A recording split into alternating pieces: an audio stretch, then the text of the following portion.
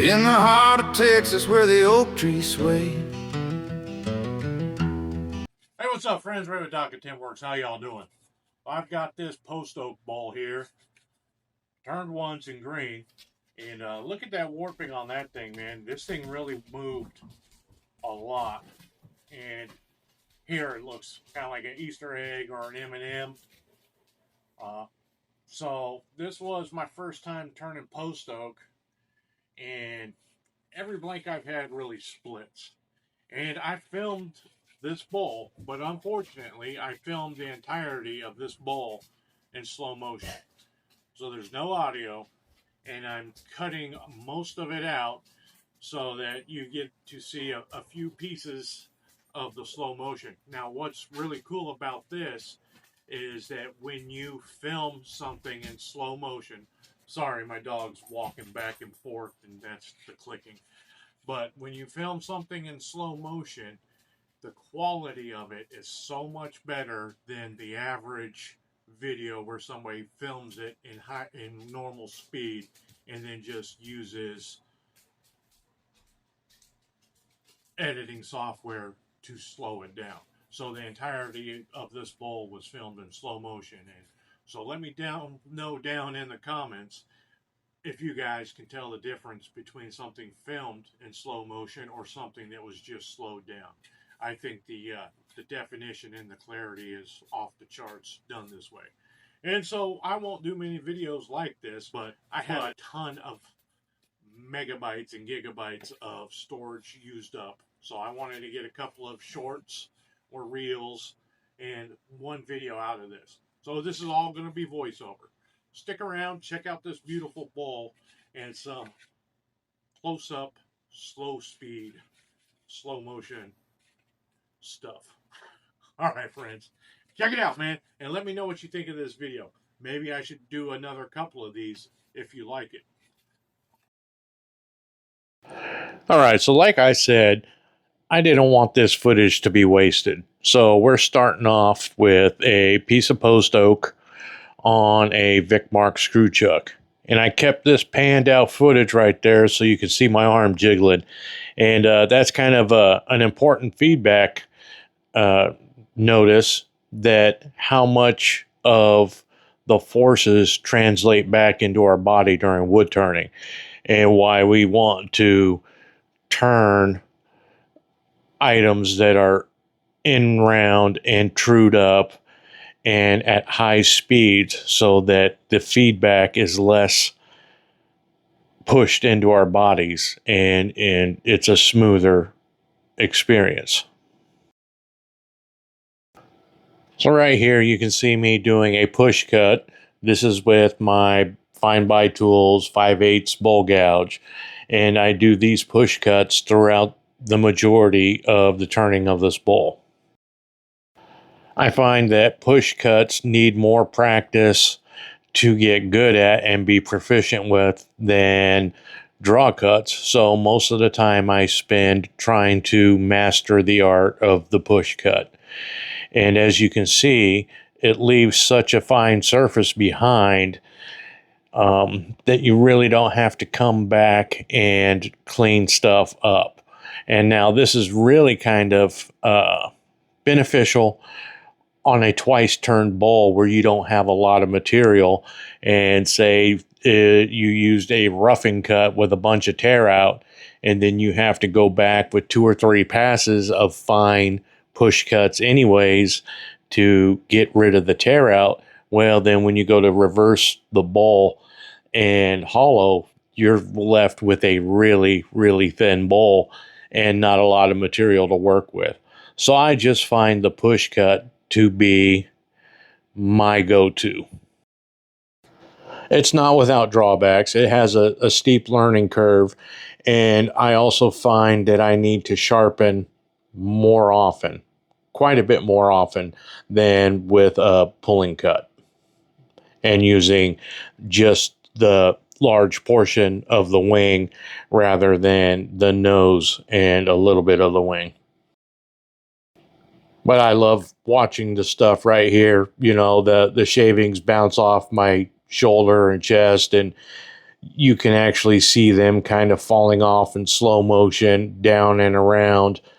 And you can see, them kind of looking like a ribbon coming off the gouge itself. It's just a really cool look right here at the foot with these peeling cuts. Okay, so this is a peeling cut, not a push cut. You can totally tell the difference in the shavings. This is a kind of the wood's being peeled. It's a continuous ribbon. And then now back to another push cut into end grain, and you can see all the little bits of fiber with I would say the same amount of chips and fiber mixed in with actually ribbon, whatchamacallit, ribbon shavings. You know what I'm saying, friends? So when you're pushing into end grain, you get a mixture. And I suppose that's probably why you have to sharpen so much too, is you're cutting end grain with the nose. But as you see, as we get near the center of the bowl, that we remove less material and go slow. And on these, I'll pan out and just zoom back in and pan out and zoom back in, because right here, it's cool looking where you just see the shavings coming off the gouge in a high-speed type ribbon. And you can watch the cut being transposed across the bowl, which also brings up another factor is when turning, I rarely look at the nose of the gouge and what it's doing, but I look rather up at the horizon and see how the cut is transforming the overall shape of the bowl. And also here is a good example of one of Stu's lessons, is that the tool rest is a tool rest, not a hand rest. And for an efficient push cut, you got to keep your support hand off that tool rest. When you rub your fingers across there or the base of your hand across there, you're adding friction and drag, and that can affect the quality of the finished surface that you're leaving behind with the gouge. And so you try to avoid as much as possible touching your hand to the tool rest. Now, I know sometimes in spindle turning, a lot of guys will use it as support and as a guide when using their roughing gouge to take things down to the cylinder, which is all good and fine. But with the push cut, that drag from your hand on the tool rest will introduce kind of micro gouges or ridges as you start a cut and leave a cut. And so now I've done the shaping with the gouge. If we switch over to my Tomislav Tomacek spear point scraper, and I love this tool. It is a shear scraping machine, and the advantage of it is over the more traditional shear scraper is that it's got two edges, and you can come at a bowl either direction with either side of the tool. The only thing you have to do is to make sure you sharpen the tool on both sides equally so that your point stays in the center of the tool. That's something a lot of guys don't go over is, a lot of times on a bowl, you only use one side of a tool. You only use the left wing when you're pull cutting. You only use one side of this spear point coming across this way unless you were to reverse directions and drag it back the other way. But the tool needs to be sharpened evenly across the plane so that you don't get an uneven cutting edge on any of your tools. But here you see it produced at a shear scraping angle, and you can see the fine wispy ribbons coming off of it rather than the big chunky shavings that come off of a gouge. The difference is night and day. These are really light, and if the fan isn't blowing hard or whatever, they actually kind of take flight and just kind of float down. But here in this, they're mostly just sticking to my shirt and my hand. Now, the better you are off with your push cuts, the less you have to do with the shear scraping. But at the end of the day, my push cut finish was good.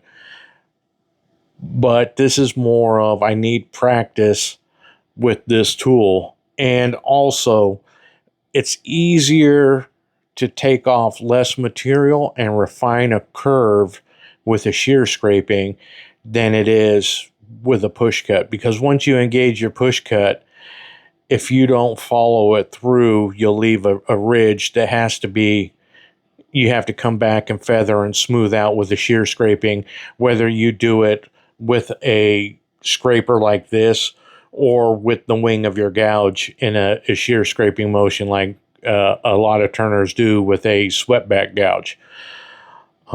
Here I'm kind of showing the utility of it more in a traditional scraping form right here across the bottom. It's slightly rolled over, so it is still shear scraping, and it's a nice fine ribbon to clean up the bottom of the bowl. So it shows the utility of the scraper. In this footage, I did not show cleaning up and rounding of the tenon with the spear, but it can be used for that also. And then it's also an amazing tool for bottom of the foot decorations. Basically, essentially a V-groove. It's got a lot more control and precision, I believe, than a, say, spindle gouge. You don't risk skate backs and run backs. Now, this is a 3/4 inch gouge that I originally had a long asymmetric grind on, but have since shortened it to a more traditional grind as a bottom feeding gouge. But bottom feedings are not just on the top or the bottom of a bowl. If you use them on the top of a bowl like this, this is also the correct use for them because you're slicing end grain. So they're very useful on something like that, to use it there, and also to do platters and shallow dishes. I leave in a couple of skate backs where I was getting sloppy, where, it's I'm nowhere near finishing cuts and I was just jamming the gouge in. And you get skate backs when you're not concentrating and making sure you do a finishing cut like that one. That was a heck of a skate back. So that's just from carelessness and sloppiness. We're all prone to it and nobody's above it. But look at these shavings, man. Those are awesome. This I will probably clip up into quite a few different reels for my Facebook channel or my Facebook page. They seem to do really well over there, more so than here on YouTube. And also, what I thought was really cool when I first reviewed this footage is you can see how wet this post oak is. When I kind of turn the corner, you can see the moisture just dripping off right now into the bowl, off the gouge. This tree was taken down in a tornado, and I got it the day after the tornado went through, and then I went ahead and turned it the following weekend. So the tree was only 5 days down, 6 days down, and so this was sopping wet post oak. Any longer, it cracks and splits and checks like crazy, and it's hard to get usable blanks. As soon as a tree goes down, you need to turn it. Post oak splits like no other. And look at that coating, man. It was almost like a chocolate mousse or something. It was just nasty. My tool rest changed colors after this. I had to clean my bedways and put paste wax on them and do the whole, I cleaned up everything. I cleaned up the chucks, the tools, everything was just the stuff, the tannins in there, it just reacts so bad. White oak. Post oak is a white oak. It's in the white oak family. So yeah, this stuff was nasty. It was just horrible for all the cast iron or the stainless steel even was rusting from it. It was just bad stuff, man. I understand why a lot of people don't like turning oak. It is just a mess. But I think it's beautiful wood. I love the feel of it. This bowl, I also happen to turn to a tool finish. I never sanded this bowl. It's got a, excuse me, it's got a decorative tenon where I could always chuck it back up and sand if I wanted to. I'm still not completely sure. I think it's cool to have a tool finish piece every now and then that you can just hand off to somebody and have them compare it to one of your smoothly finished pieces. Just real quick, right there, I'm highlighting the goop that's just kind of collecting in the bowl and then on my fingers. But yeah, if you hand them a polished piece that, you know, say you used abrasive paste like Axe abrasive paste or the Beal buffing system, and you know, you took it to thousands of grit and it's got a glass finish on it, and then you hand them especially a piece of oak, because as it dries, you can feel the medullary rays and the pores in it. It's just kind of cool. It's kind of cool to have a contrast. It's kind of cool to have a wooden bowl that looks and feels like a chunk of wood instead of a polished piece of plastic like everybody tries to get their pieces to be. A lot of my customers happen to enjoy and prefer the more rougher, rustic feeling and looking pieces rather than the polished and refined art pieces. A lot of people, when they pick up a wooden bowl, they want it to have heft, not a thin wall. They want a decent thickness to it. They want it to feel sturdy. Even though a thinner bowl might technically be more sturdy, it just has a different feel. When you turn something to 3/8 thickness rather than getting down to a 1/16 of an inch, you know, 3/16. 3/8 versus 3/16. Those flimsy, thin bowls, they never sell. Not for me, at least. They just sit there and people will pick it up and say, oh, wow, that feels so light. And then they immediately go over and buy one of my thicker bowls. It's just, it's wood. It's a wooden bowl. You know, at the end of the day, you're either making art or you're making a utility piece. And I focus more on the utility side of things. I consider myself a craftsman, not an artist. So, you know, to each their own, and your miles may vary. I'm sure there's a ton of people out there who would rather sell art than utility pieces. I'm not one of them. I like my utility pieces. And so for the last couple of minutes while I've been rambling on, I've been using a negative rake scraper. And it's just a homemade one that I made out of Amazon steel, and I put 2 bevels on it, and that's a negative rake. And here is the finished product. Beautiful bowl. Thanks for sticking around with me on this one. Let me know if you guys like this format. You know, I think that slow motion footage with a voiceover is pretty cool. I was also tempted to just not even do a voiceover, have the slow motion footage, and have my Docket Timberworks theme song in the background. Let me know what you guys would like moving forward, and, you know, I'll catch you on the next one. Thanks, friends.